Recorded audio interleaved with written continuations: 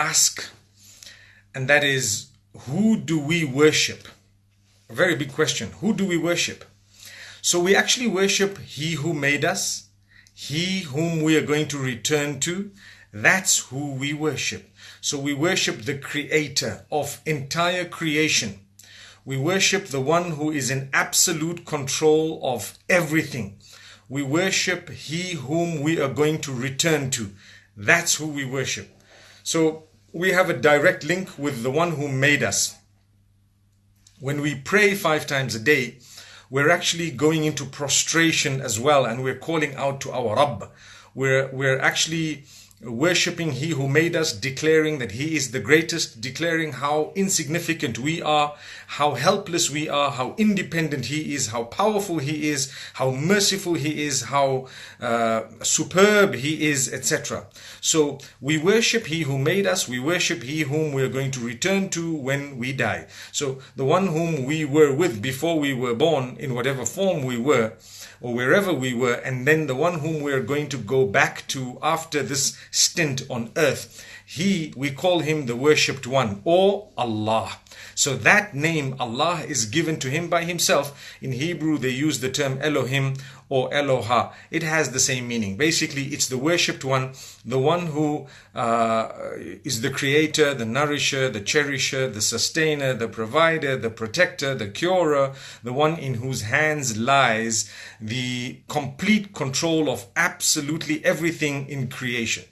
So He is the Almighty, Allah. We call Him Allah, the worshipped one, because we worship Him alone. So when I say Alhamdulillah, all praise is due to Allah, meaning all praise is due to the worshipped one. Who is the one who is deserving of worship? Whoever made me, whoever I'm going to return to, He is the one and the only one deserving of worship. And this is why when we declare the Shahada, or what is known as the most truthful statement ever, it is La ilaha illallah Muhammadur Rasulullah, or Ashhadu an la ilaha illallah, meaning I bear witness that there is none worthy of worship besides He who is worthy of worship, the Maker, Allah.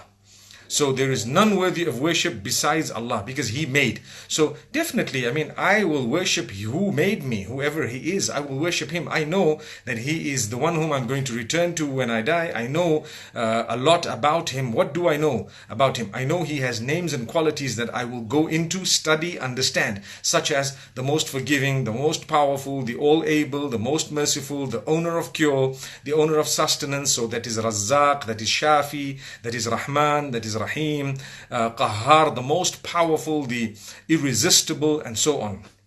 So the Almighty says in the Quran, وَلِلَّهِ الْأَسْمَاءُ الْحُسْنَى فَادْعُوهُ بِهَا.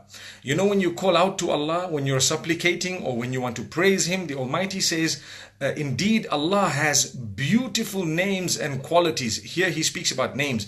He has beautiful names, so use them to call out to Him. Call out to Allah using these names. So it's my duty and yours to learn the names of Allah, the most merciful, the most forgiving, the one who replies the prayer, the one who responds to he who is in need,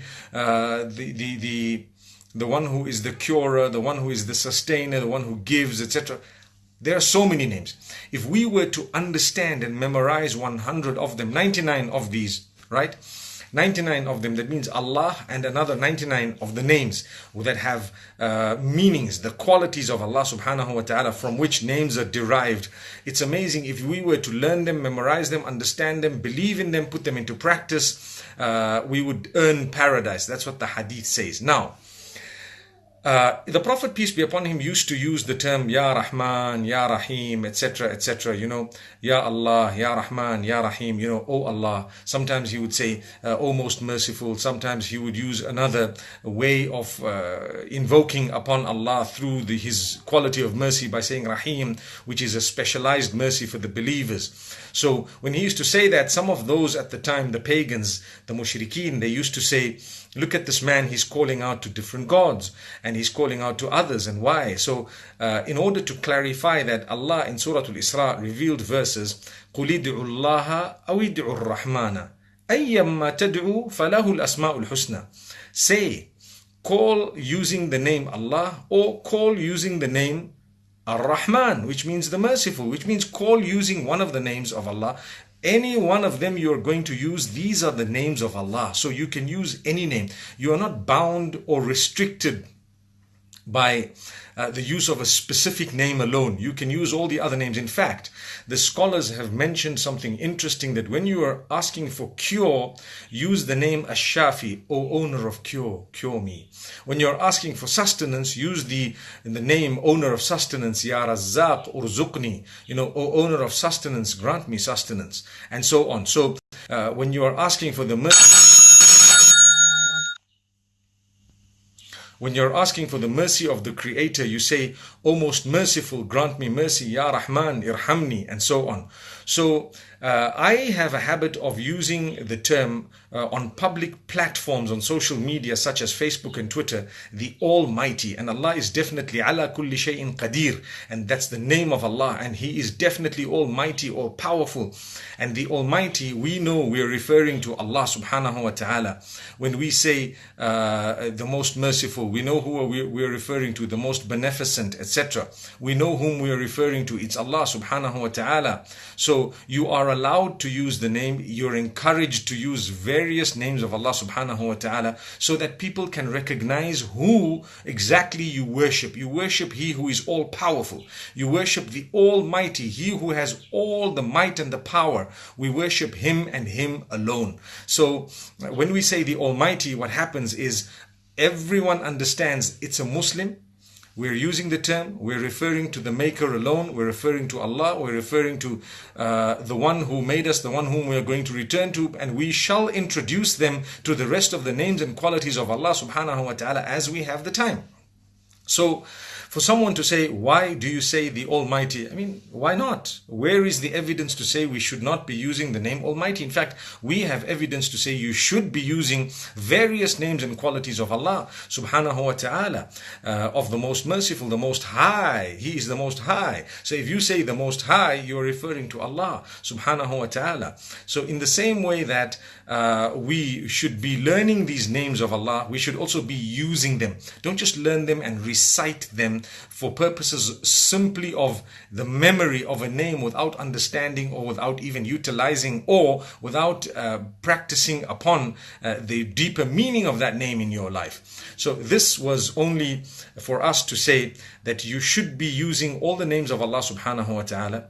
You should be understanding the names and qualities. He is the all-powerful, He is the most forgiving, He is the most merciful, He is the most high, He is the most beneficent, He is the owner of sustenance, He's the owner of cure, He's the owner of the day of judgment, and so on.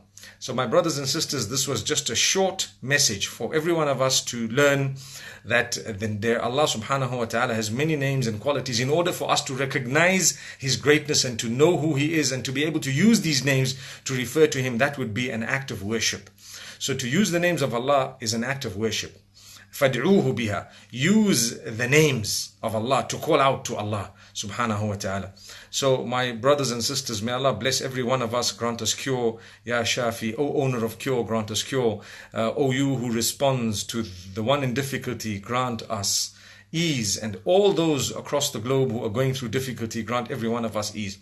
Thank you so much. I was supposed to actually come on yesterday for this beautiful live session, but unfortunately due to travel and journey and so on, I was unable to do that in the right time. So alhamdulillah, may Allah subhanahu wa ta'ala bless us all. Jazakumullah khair. Assalamu alaikum wa rahmatullahi wa barakatuh.